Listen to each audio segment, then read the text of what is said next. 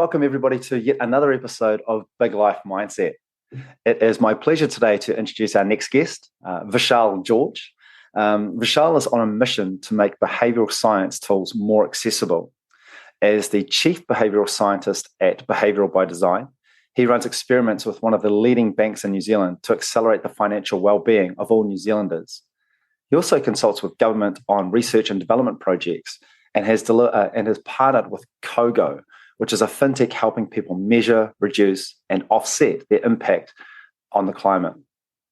He holds an MSc in behavioural economics from the University of Warwick and currently hosts the New Zealand Behavioural Science Network, which is a meeting bringing together academia, public sector, and private sector to tackle socially relevant issues such as financial inclusion, unconscious bias, and climate change. Welcome, Vishal. How are you going? You're ready. Thanks for having me here. So excited to have a conversation with you on, big topics and big issues and get the thinking out there. And yeah, really grateful for you creating the space for me to have this chat with you. It's my pleasure, mate. It's my pleasure. So Vishal, tell us a little bit about yourself. So I'm a behavioral scientist by profession, maybe a baker by passion. And they both converge on experimentation, which is essentially something I am very, very passionate and excited about driving more of, and the learnings which we get from experimentation. I sort of got into the space of behavioral science, specifically when I was working in the microfinance industry. I sort of noticed that the way people were behaving was very differently from what one might predict looking at an economic model. And I love the idea of bringing together divergent schools of thinking, and namely economics and psychology. And looking at the world through that lens has been an incredible superpower to me. And in my role, I'm super passionate about sharing it with the world. Nice. Now, for many people, the phrase behavioural science will be quite an unknown. What is behavioural science? Great question. I get that all the time, and maybe adding science at the end doesn't make something easy. I think some of us were not great at science, and myself is top of that list. But it's essentially thinking of science as a process of experimentation, of learning, of using insights to inform and guide our approach.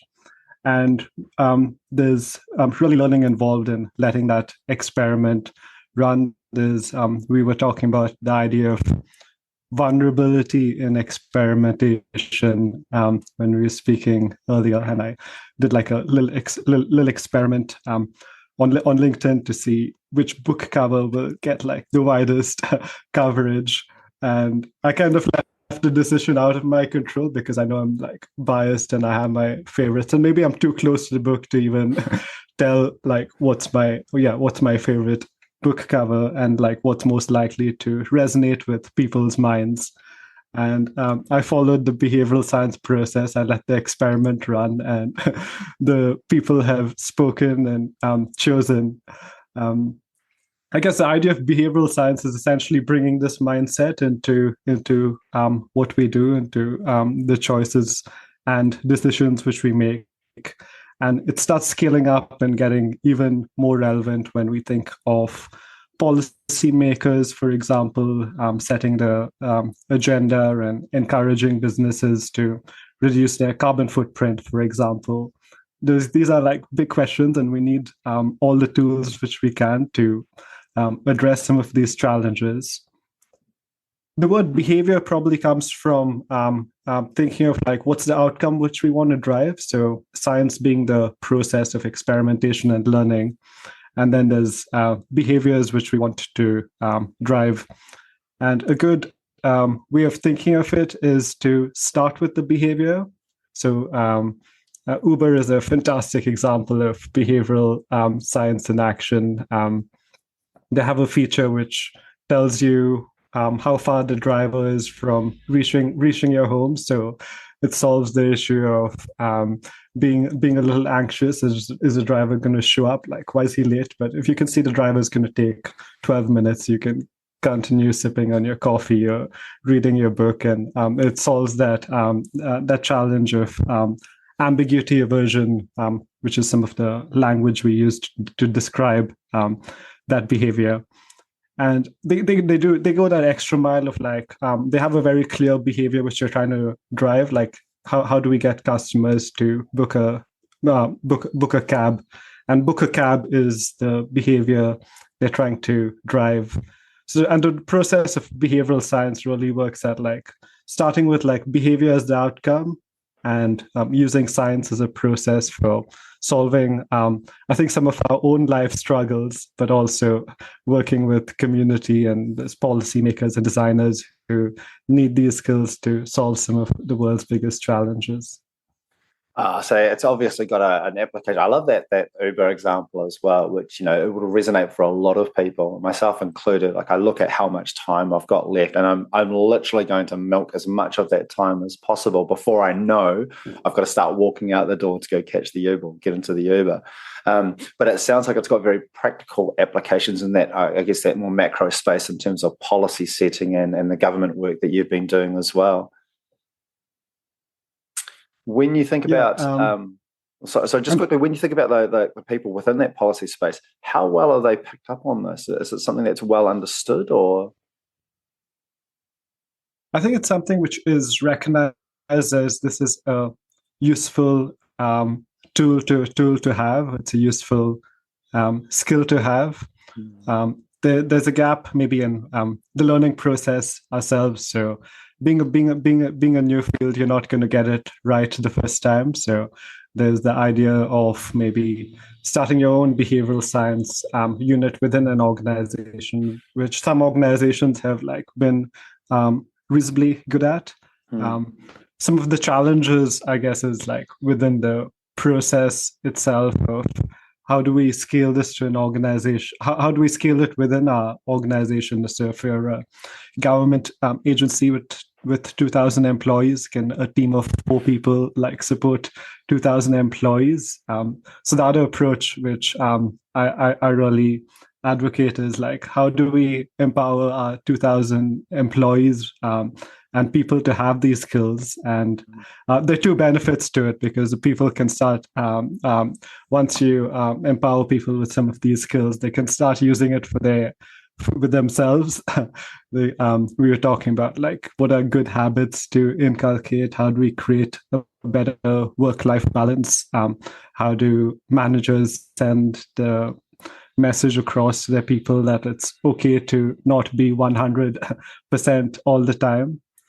So they're useful skills to have at an organizational level, but I think a little bit of familiarity with the space and like a bit of language, which I like to share. So having the language of ambiguity aversion, for example, the language that people tend to not do something if you're not sure when your cab is going to come, you're just going to avoid that app or service altogether. So having language to describe some of our behaviors, for example, is a skill which can go a long way. And I advocate for all 2,000 employees of that government agency would be so much better off if they can start applying those skills for themselves, and then looking outwards, the potential is incredible.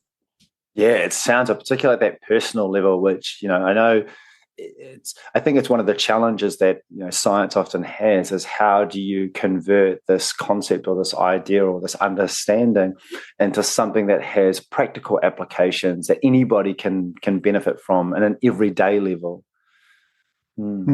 Yes, and like a little can go a long way. We were exploring the idea of the cold water plunge earlier on, which is a behavioral challenge. This is a clear behavior established, and we were talking about in our last conversation, we were talking about some of Andrew Huberman's recommendations from his podcast, Huberman Lab, around the benefits of the cold water plunge. And we're both pretty much sold on the concept of it, like making you more alert in terms of reducing your stress in the evening. But changing the actual behavior is incredibly hard. It's not the easiest behavior to do, but we've identified like what the behavior is. I'm wondering from your point of view, like, is there any experiment you've tried with yourself in the cold water plunge which has has yielded success? Yeah. I was so I'm very much a fan of Huberman Labs, and I love the once again that breakdown of the science. So, well, what is something that I can do right now? So I am a recently immersed, excuse the pun, cold water plunger, ice bath plunger. So I bought it's a small rainwater, I guess it's defined as a small rainwater tank, basically just big enough for me to fit into. And I purchased it, and it was sitting inside in the lounge, unassembled for, I don't know, maybe a month and a half, maybe close to 2 months. Part of it was because the kids were playing with it, and I loved them playing with this thing, and they were using it as a tent, as a cave, as a car, all sorts of things. I thought, that's great, but then that lasted maybe a month, and so I had a month of excuses for why I wasn't setting it up and why I wasn't going to be using it, and it didn't take me very long to reach for all sorts of excuses everywhere. And then, but I also felt like I was taking like small steps with conversations with people, and I would look at it and I was positioning it in a place where I had to walk past it most days. And so I felt like inevitably I was going to end up using it. It just took longer than, I guess, what I had initially set out to do. So that was one part of the challenge, was just kind of getting it into a place where I was actually going to use it. I've since started using it, and the first time, the actual using it the first time was very much triggered by, or the catalyst for me using it was, I got sent a photo by a bunch of my mates of them doing a workout, and I didn't join them in the workout because I was hungover. And I thought, right, what can I do that's going to kind of get rid of this hangover that I've got, but also it's going to make me use this thing that I know is incredibly beneficial for me. I've just been kind of pushing it away. And all of those conversations leading up to that, and all of the kind of, I guess, those little behaviors that I'd exhibited leading up to that point, that one photo was just enough to push me over the edge as well. And so once that happened, I used it the first time. It was a delightfully horrible experience. But having said that, I was so glad to get it done that every day since then has been not just easier, but more enjoyable as well. Today was a good example. It was raining today. It is raining, or just very lightly outside. But I've got the ice packs, threw the ice packs in there, climbed in. My son came out. He loves having a good laugh at me. I don't think it's with me either. I think it's just at me. And a song that I've started singing for some strange reason when I'm really cold is the Happy Birthday song by Stevie Wonder. Happy birthday. Anyway, and so it's become like it's become like a little event, a little relationship or bonding exercise that my son and I have, where he comes out, has a laugh, and he's throwing ice and all the rest, and we're both singing this happy birthday song. Wow, love it. I'm thinking of like this reflection which I heard quite recently, that we're all essentially behavioral scientists, and what you've just run is like an experiment with yourself, and you identified like there's some barriers, there's some resistance, which makes this like a hard behavior to follow through. There's a term which we call temptation bundling, and it's this idea of combining one bad behavior which you enjoy doing. So it could be like eating a cookie, or it could be maybe binge watching Netflix. Combining that with like a good behavior you'd like to do. So that could be going in the ice water bath, or running on the treadmill. And the idea is you combine the two together, and you're more likely to complete the good behavior, which you know is good for you, but there are these resistances which get in the way.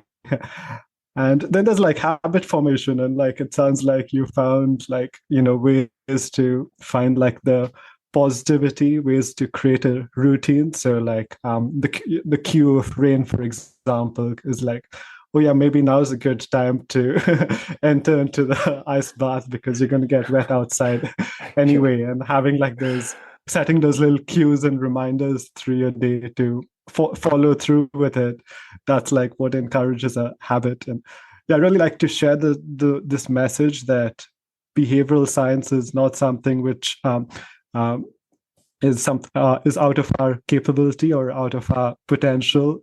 We are even though it carries the baggage of having the word science within it, we are all behavioral scientists in our own way. Nice. I do like that. I really do. I love that phrase as well, temptation bundling. I've never heard that expression or that term before. Yes, shout out to Kathy Milkman, who's coined the term. Ah, nice work, Kathy. So you're about to launch a book. You've done some work on a book. Talk to me a little bit about this. Yes, and the book essentially comes down to mindsets, and so the book is titled Money Mindsets, Nice. and quite an overlap with the theme of your podcast, Big Life Mindsets. Yes. And it's this. I was inspired by the idea of we need more than mindsets. We need more than skill sets to solve some of our big challenges. We need mindsets, and that's going to take us far further and getting us there. And you can think of a mindset as like a philosophy, or as a philosophy for yourself, but it's also something which is like very practical. It's something which you can take and apply in many different contexts. So like in the context of finance, which is incredibly complex and changing very quickly, and there are all these unknowns, inflation rates going up, and a concern of like, do I actually have enough savings to get to my life dreams? Mindsets can go like a long way in helping us understand what's holding us, what's stopping us from reaching our financial goals and aspirations. And I wanted it to be general enough to be applied in many different contexts of our financial decisions. So I've like chosen to focus on mindsets as opposed to skill sets, which are not as transferable. What was the origin of the book? What made you want to do this? I was inspired by some work which has been done by an app, funny enough, Noom on dieting, so very different topic. And the app essentially has works run by a team of behavioral scientists, and they have this theme around lots of diets seem to work for people in the short term, but like in the long term, people reach their baseline level, or they return to their weight before they try the new diet. And where they fall short is they sort of like work on solving the challenge of like try this gluten-free diet or vegan diet or a low-fat diet, and it's going to yield you good results. And the data shows they all seem to give good results. You're a bit more mindful about what you eat. You're going to eat healthier, and you are going to reduce weight. Where they fall short is like from a behavioral perspective, they solve like a very narrow challenge of giving like the quick fix or the quick skill. So Noom works with this proposition of like changing how people think about weight loss and think about food and think about diet, versus solving the narrow question around what people do. And I totally loved this concept, and I was exploring it. I work quite closely in the financial well-being space with a few clients. So I was exploring how do we transfer some of that mindset thinking into addressing financial well-being. Ah, nice. Yeah, and I mean I think dieting is something that that message alone just resonates with so many people. I mean, myself included. I've tried keto. I've tried there's variations of Atkins and all the rest. And you're right, you do kind of get that that immediate benefit, whatever that might look like, even if it's just being more conscious about what you're putting into your body. But having that kind of mapped out in a sustainable way and something that's even enjoyable, there seems to be I don't know, it's just maybe like a strong correlation between dieting or this lifestyle change and just no fun it's no fun whatsoever. And at some stage it just becomes a chore. And when they just start clashing, I think, I'd rather just go the path of least resistance and just eat whatever's in front of me, and that's when you start. I find that's when you tend to start swinging in from one diet or lifestyle habit change into another, and you're not really maximizing on whatever the potential benefit is from just kind of riding that all the way through. Yes, there's this incredible experiment run by Alia Crum at Stanford, and around these different mindsets and like beliefs. And when we have a belief something is a chore, we actually don't get the benefits from it. Explains it. So the experiment was done with, they were looking at a group of people who get like a lot of exercise, but don't recognize that they get exercise. And it turns out staff working in a hotel, and especially housekeepers, they do a lot of physical exercise, but they kind of they don't recognize it as exercise always. That's what the research showed.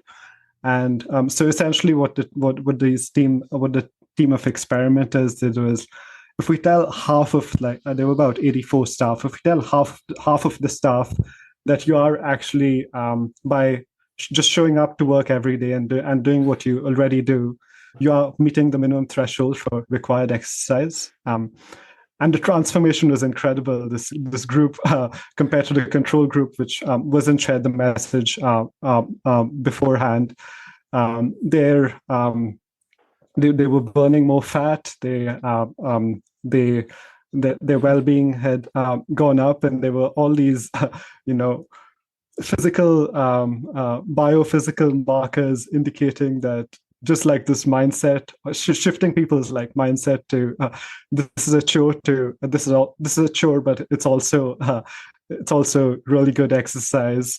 Had given like the staff members working incredible health benefits as well. Wow, that's amazing how powerful just sharing that awareness and that knowledge was with the people, those participants in that study. That's incredible. Yes, I did hope that they didn't share it to the other half of the staff members. I just assumed that the researchers did what was best in the interest of the remaining staff members. But I need to check in on that. I'd hope so. Now, I know one of the key kind of takeaways from your book, Money Mindsets, is around this aspect of curiosity. What's Yes. So I think we talked about, kind of when you're a child, you're encouraged to be curious, you're encouraged to explore things, but as we get older, it's very much just do what you're told and don't ask questions. Talk to me a little bit more about that. The research I was looking at, very fascinating. Some of us with kids won't be surprised, but children apparently ask around 300 questions a day on average. Oh my God, that makes sense. It'll make sense to some of us. To some of us, that'll like puzzle us. But as adults, we don't ask nearly half as many questions. Questions are almost discouraged over time. Quite often, we're like told to ask less and less questions, and a lot of our vulnerabilities actually come into life. So we may feel imposter syndrome, for example, because we've not had a chance to ask enough questions and reflect and get feedback into how people think. Curiosity is really important also in the sense of some of our questions are also something which we've not maybe always understood, right, is how people learn. So there's this whole idea from psychology that for us to really think deeply and to think critically of something, we need to shift it from our short-term memory. So I get this piece of information, I move it to my long-term memory by engaging with it, by asking questions about it, by going deeper into the subject matter, being more curious about it. It moves from a short-term memory to a long-term memory. And the advantage then is we have it at our fingertips. We can deploy it when we want because it's like consolidated within our long-term memory. So there's a whole fallacy that, we have technology now and we can just Google anything under the sun. There's no reason to be curious, you can just find out about it in Wikipedia. But that fundamentally misses out on a core aspect of how people learn and how people build and acquire knowledge and are able to apply it into their everyday lives. I can ask you a question maybe, so to explore curiosity. Do you think it's a good idea for humans to travel to Mars? Yes. Yes. Okay, cool. Is there a why? Would you like a why? Yeah. Yes, I'm going to be curious and I'm going to ask why. I'm going to be an annoying child. I love that. Oh, look, I shouldn't say I've got four. I've got four that love asking lots of questions, put it that way. I love the idea that we are constantly trying to understand something we don't know.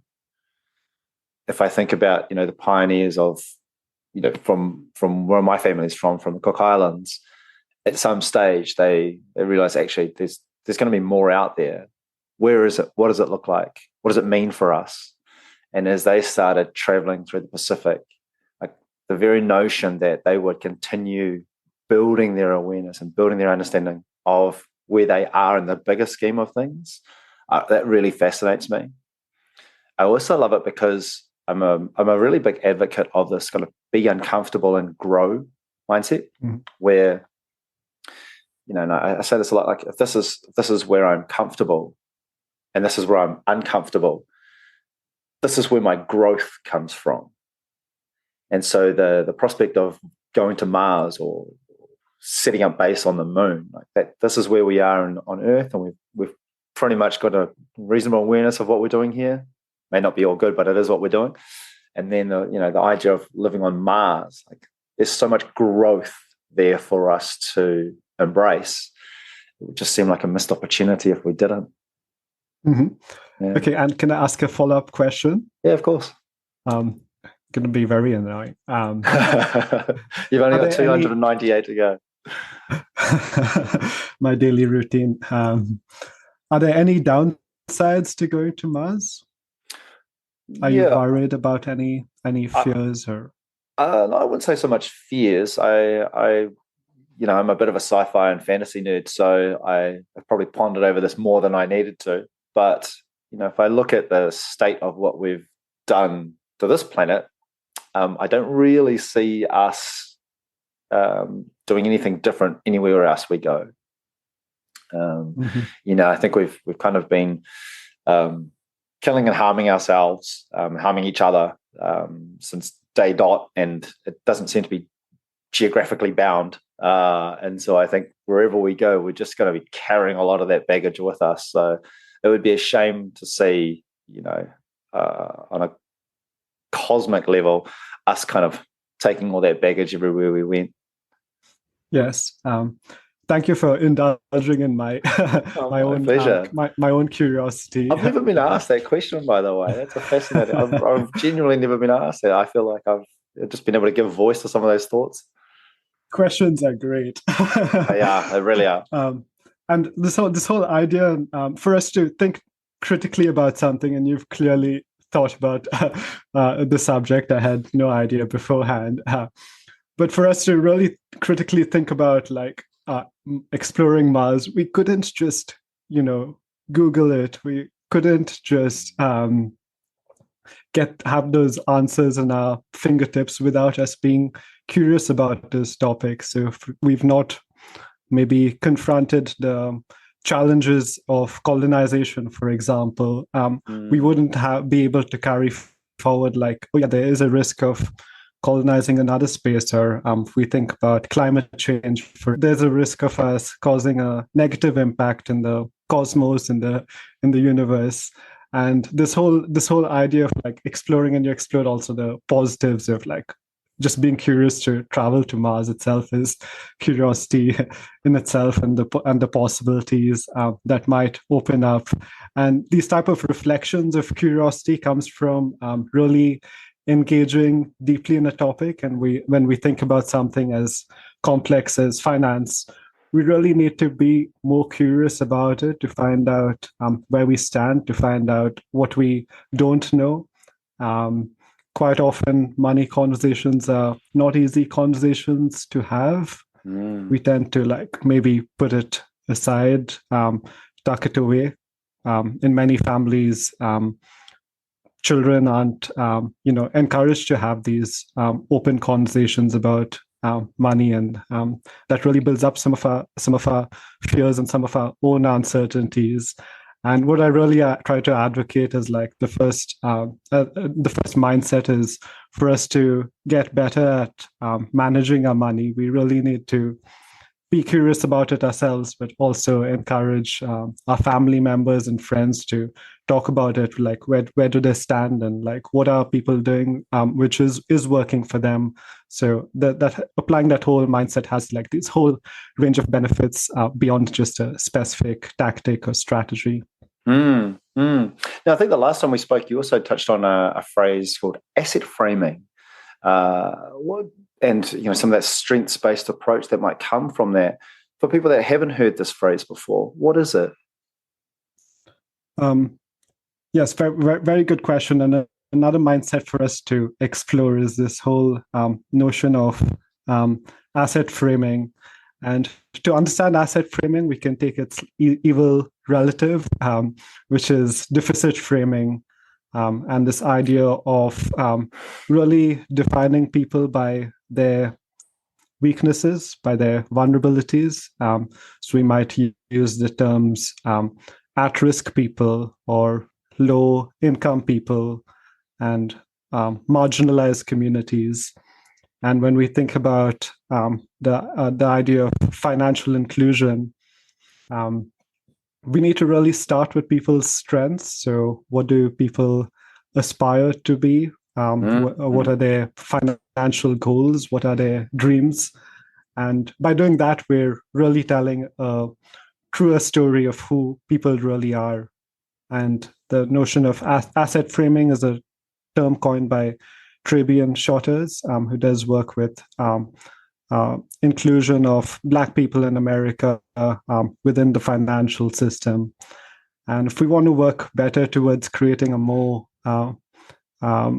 level playing ground, to a system which works for more people, we really need to start defining ourselves by our strengths. And when we work with people, defining people by their strengths and aspirations. And that doesn't mean to not recognize that the system isn't working for them, but starting by defining with people by their dreams and their aspirations, we're telling a better picture, and we're better equipped then to start looking at like what changes can we make in the system which will work for people. Gosh, that's an incredibly powerful approach to take as well. And it's a shame, and it's funny because the phrases that you've used, at risk and that lower socioeconomic, that kind of thing, that just kind of, that's built into our everyday language now. And it seems that that's kind of, I guess without realizing it, I'm also contributing to that, and using those labels, for want of a better term, is it instantly sets up kind of the window that you're looking at that challenge from, rather than, well, what are the strengths that community or that person is bringing to the table, and how do we use that as our foundation? How do we operate off that? Yes, and language is such a powerful tool to understand ourselves better, understand people better. Some of the language which has really stuck with me is the language of scout mindset, and this whole idea of quite often we look at the world with a mindset of like a soldier. So if someone offers you a view which is different from your own, we tend to like shoot it down, or we need to, or if we need to really change our mind, we need to like concede a point to the other side. And there's like this warlike mentality which we bring in, and like the language of Scout mindset was incredibly powerful to me, because I sort of recognize that it's all right to say I don't know. It's all right to say I don't need to defend my opinion. I'm actually gaining something if I concede my concede my point of view, and like I acquire a new perspective, and just like the power and like embedding that into like everyday life, that's been incredibly powerful. Yeah, it absolutely is. There's a quote that I use almost ad nauseum now that I heard from Steve Hansen, All Blacks coach, the rugby team coach, and he said, it's a conversation, not a competition. And I've found that has been such an incredible, powerful way of kind of dialing myself back at times, because I have very much that warrior soldier mindset sometimes where, if there's an opposing opinion, especially if I find it's kind of being forced at me, then instantly I'll want to, my natural gut reaction is to kind of go to war. Whereas, by being able to just say, oh, actually, let me hear more about this, rather than just kind of trying to defend myself and starting up that siege mentality, like, why is it trying to attack me? Like, let me try and understand more about that perspective, and kind of putting my empathy shoes on and saying, well, what am I hearing? What's driving this? What's sitting behind that? So I found that a really useful quote / mantra to operate off, and I think it sounds like that works in very well, kind of what you've just described. Yes, powerful quote. I'll definitely recommend the book Scout Mindset by she's an economist, and Julia Galef. So it's a cool book to check out too. Also as a lens to be more curious about the world. Nice. Now, in your book, you're also going to talk to some strategies that people can apply. What is that going to look like? Yes, and I think one of the from the research which I've looked at, one of the big gaps when it comes to our money is we sort of know like what's good for us. We sort of know it's better to save money. Not easier said than done. We know it's better not to spend money on things which we don't need and don't value. I came across really interesting research which explored, if we ask people which of the two you value more, do you value time more or do you value money more?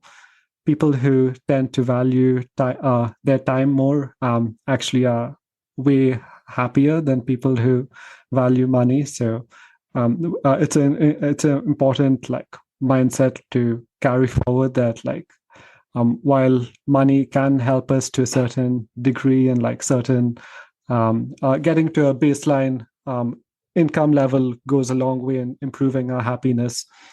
After that, it doesn't really serve us like well to acquire like more wealth, and there's a little bit of other symptoms which come up, like addiction, for example. So addiction to work can manifest itself into a story of us wanting more money, and like we tend to quite often like adopt money mindsets which are not always helpful for us.